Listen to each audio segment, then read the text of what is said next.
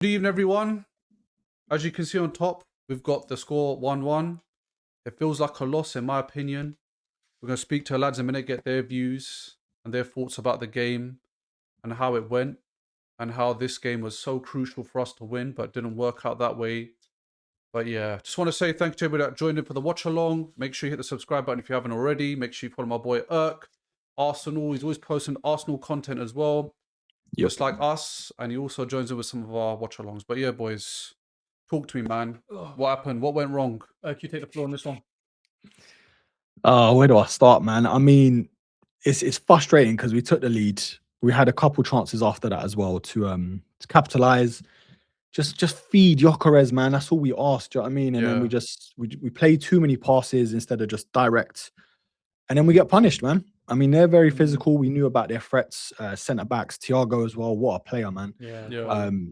Gave Gabriel a lot of trouble and Mascara. But do you know what? At the same time, as much as I do want to flip out and lose my head and stuff, but we've been in this position before, bro. Like it's 4 points. We're still in it, obviously, still in our hands. Yeah. And City haven't been great as well. They're gonna drop points. Do you know what I mean? Yeah. But games like this though, that's what's annoying, where it's a Brentford away. We're miles better than them overall. Physically, maybe not, but I don't know, man. Asim, bro. Obviously, I know you had a lot to say during halftime and Mate, stuff. Like, yeah. any changes in how you feel, or I what are think you it's the saying? same. I think I second to what you're saying in terms of like staying positive and like obviously there's a potential chance that City can drop points, but I think it's just I don't know. Today felt a little bit lackluster. We were short for ideas. We was lacking creativity. I think we were not penetrating when we should have been in certain ways. You know, for example, like direct down the middle. I think Eze first half was very questionable. I think we kind of dug ourselves a hole in terms of being too predictable on the wings. I think we made our subs too late. I think there's a lot to unpick about this game, but generally, I think Yeah. you are correct in saying that. Look, we are still in this title race, and we are still 4 points ahead of Manchester City, given that we play the same amount of games. But like I don't know, games like this they just feel like losses, especially when you're in the title run and you are statistically and numerically favourites to win. It's really hard to take it on the chin and carry on, but you have to. But again, at least it wasn't a loss. Yeah, I mean, even though it wasn't a loss, but it still feels like that. I think Yeah. because we know the quality we have. Yeah. There were so many points in the game where you think, we could have just punished them. I mean, Martin had that chance at the end. Could have scored it. Great save. Probably one of our best chances throughout the Yeah. whole game. But then there was a counter attack which Odegaard had. He had a perfect opportunity to pass to Gyökeres and chose not to. And I think just those points there is what makes it really, really frustrating when you can see your striker Yeah. begging for the ball and you're not feeding him. Mm. And then what happens? It's a missed opportunity. And then there's only so much. There's only so many missed opportunities you can throw away before you concede, and then it's too late. And I feel like that's what it was today. It was too late to get the winner. Yeah. Yeah, It's true. yeah. I will. Speaking of Odegaard, though, I will say, in his defense, he did help us up the pitch because Eze, like you Yeah. said, Asim, bro, like non-existent. He waits for the ball. I just feel like he's just a passenger for a lot of games. Yeah, man. Odegaard, as much as I've criticized this guy a lot, and yeah, you could just tell the difference in terms of the system. He's used to it. He's used to the players he's playing with. He knows his role in the team.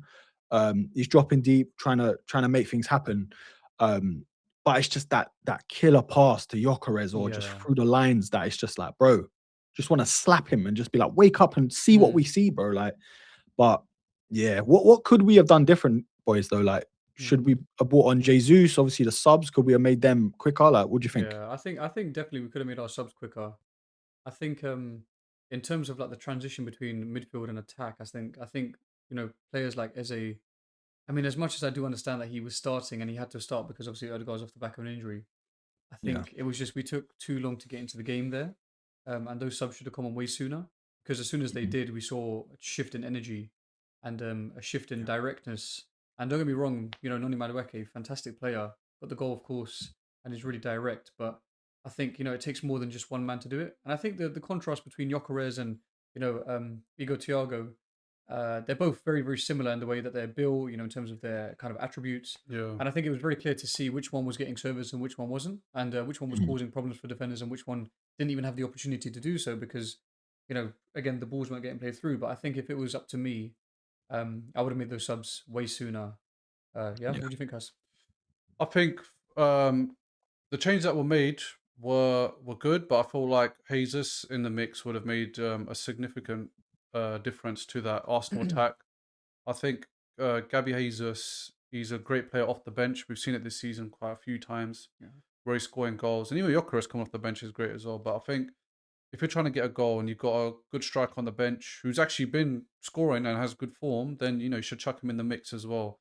Odegaard, like you said before, yeah, he did change the game compared to what Eze was doing on the pitch. But like those so simple things we can see that he was doing a few seasons ago, and it's Mhm. like we're playing very conservative. But there's only so many times you can play conservative before Manchester you City know, come breathing down your neck. yeah, and then you got a goal Yeah. down, and that's when I've always said we get the goal early, and then you can close out the game. We were doing that against Sunderland, Leeds, and this is the game you expected us to do it again. Didn't happen, and yeah, this draw feels like a loss. But am I still positive about the season? Yes, I'm 4 points. It's still 4 points. Could have been 3 points if we lost today. We could have lost today. There were some opportunities where we got saved, by Yeah. David Raya, and Mosquera. also some great defending by Mosquera and Yeah. Gabriel. Yeah, So, we had if to, yeah. you used to ask me, would you rather have a draw or loss? And obviously, I'd pick a draw. So, just got to look at it that way, isn't it? You have to be positive as much as you can in these type of situations. But, Yeah. we only got about 10 or so games left. Yeah. There's still a lot to play for, and there's still a lot can change in this league. Yeah. But yeah. Talk to me about Trossard. What do you think about Trossard today? He just weren't the Trossard we know, man. Like, normally he's a clutch Mm, player. Normally he's very impactful, but I've always said that he's probably the best 12th man in the league. Like, you bring him on as a sub, always does something 9 Yeah. times out of 10. But to be fair, he didn't really have a sniff because in Capier, I guess he kind of took over that left hand side. He done well, to be fair, as well. Yeah. But that's what I was screaming for, and you were screaming for, like, bring on Martinelli quicker because Yeah. Martinelli, he's got the legs on Trossard. And yeah, man, he didn't have a sniff this whole game. I will say as well, lads, yeah, on a different topic, last season and probably seasons gone past, we would have lost this game, like mentally, True. no, it's Yeah. true. physically, and the fact that even the players looked fuming that they drew this game kind of Yeah. tells you where we are this season, like what we're trying to do. Because like I said, in the past, we would have been celebrating this draw. Do you know what I'm saying? Yeah. Because Yeah. like we would have lost it. But yeah, I'm trying to pinpoint where it went wrong because they could have easily snatched 2 more goals, through set pieces and stuff. But what could we have done differently? Asin, what would you think? Like, I I think think. Cass mentioned Jesus, but what do you think? Yeah. I think Jesus would have been nice to bring on. I think he's obviously Yeah. prem proven, very technical with his feet, got a good amount of strength, ball control, etc. He's a really good playmaker as well at times when he can just lay off the pass. Yeah. Which Jokeris was doing at times. He was trying to hold up the play, and then he played a really good pass through to Timber. I think if you're asking me where we went wrong, I think it was just trying to play too much pretty football when it came in front of goal. I think we were stuck for ideas and we just kept recycling in certain areas when we just didn't need to. It was just kind of whip the Yeah. ball True. in or get the ball into the danger area. And when we did in those rare occasions, there was threats being caused by us.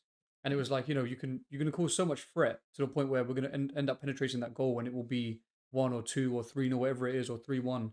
But the fact that we were just trying to play too pretty and kind of like faff around the box and then just try and make it look as nice as possible, I think it let us down and it allowed Brentford to kind of come on the defensive side of things and just kind of see out the game ultimately. And then when they get Yeah. that kind of counter attack where they catch out Mosquera, with Igor Thiago being as big as he is, I mean, you're causing danger, and then before you know it, you end up going, getting conceding a goal. But it's just too much pretty football. I think lack of directness, lack of ideas, lack of creativity.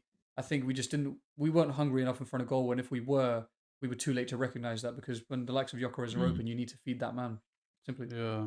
Yeah. A question I was going to ask is, do you feel like do you feel like Arsenal will go on another run like they have when they lost and they go on a game of 4 games unbeaten, not conceding? Do you feel like that will happen after this draw? Mm, I think so because look, we got Wigan FA Cup, I think Sunday, and then we play again Wolves before City play. So psychologically, I feel like we can get back on track even before City kick a ball. Do you know yeah. what I mean? Yeah. And the great thing is when there's quick turnaround, you don't have time to cry and sit there and think about what ifs and maybes. Yeah, So, true.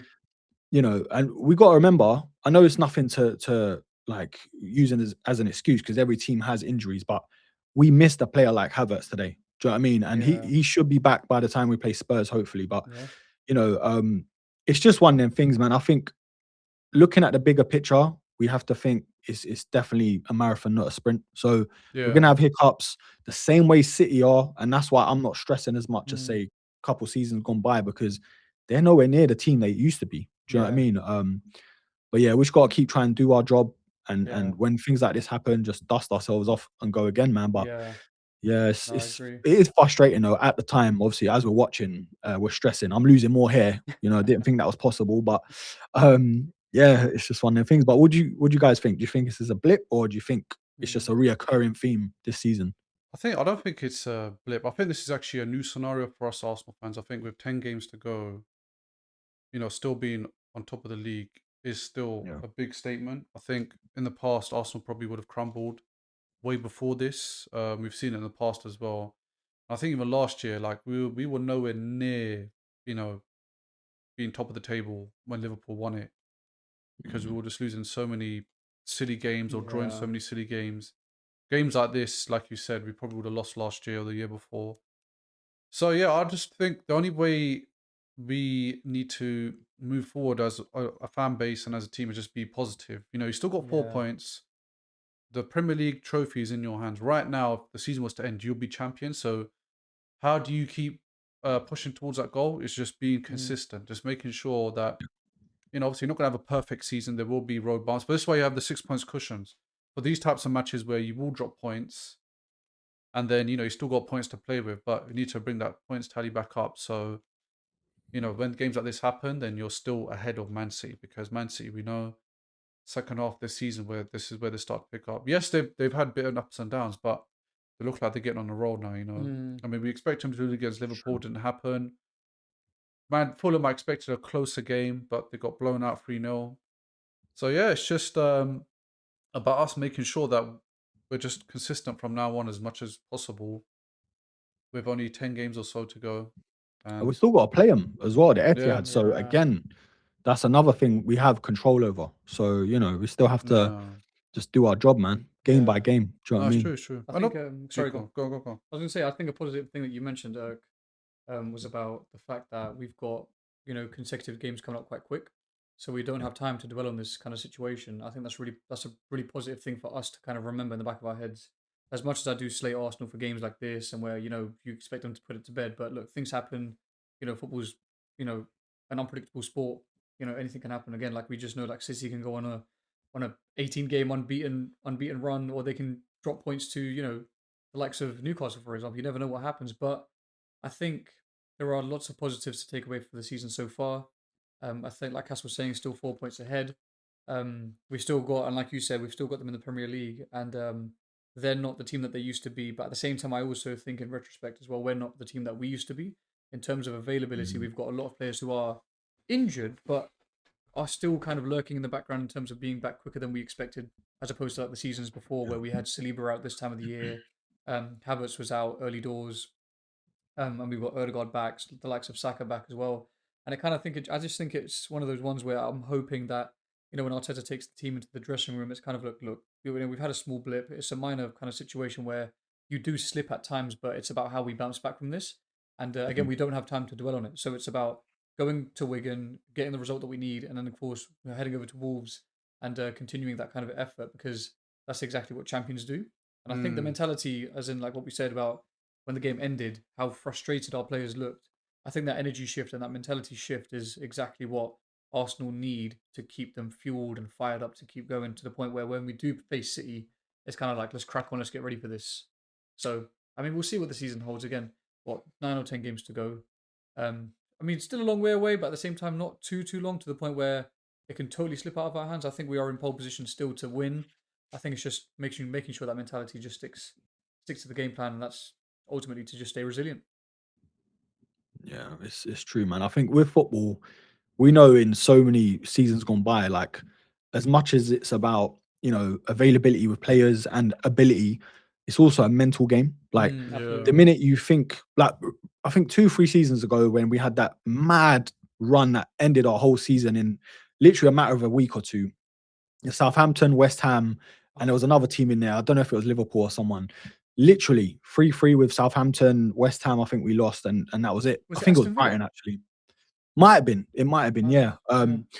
So as much as mentally we have to not derail ourselves, Yeah. we just can't hear the outside noise because the media, social media, like they're all looking for clicks. Like Arsenal fans losing their heads, Yeah. getting a reaction out of Arteta, whoever else, and we just gotta do the job game by game. We can't even think about seasons gone by. We just need to think, look, we're here, we're still leading the line, like you guys said as well. And you know what? Don't even look at City, bro. Like if I were them, I wouldn't even look at what City's doing because until we play them, we can't control none of that. So True. we can only No, look it's at true. what we can control with every competition, like game by game. Yeah, it's just annoying because a missed opportunity, and to keep the pressure up against City, or for City, it's like but again, we're still in control, and Mm. that's the main thing, you know. Yeah, everything's going to boil down. I think everything will boil down to that Man City versus Arsenal. I Yeah. think that's going to be Yeah, the title decider. They Mm. might slip up in that time. We might slip up even more. But I think ultimately, us playing Man City will be the title deciding game. You know, it'll be an interesting question for the comment section. Do you think that Arsenal will drop more points come the time they play Man City, or City will drop more points by the time they play Arsenal? That'd be an interesting one. Who would be the team that yeah, does it? Yeah. If you think they are going to drop points, they might not. But yeah, just want to say big shout out to everybody as well for Yeah. supporting our channel. Make sure you hit up Arsenal as well. You know, he's always got content coming out, watch alongs, match predictions, Yeah. pre-match analysis, post-match analysis. Yeah. And yeah, make sure you hit the notification bell. We're always uploading on this channel. Yeah. Big shout out to Irk as well. Thanks for joining me. Yeah, and thanks for joining us. Thanks We'll be for having me, doing man. a lot more watch alongs together. Yeah. And yeah, we couldn't do it without you guys, so we appreciate you. Till next time.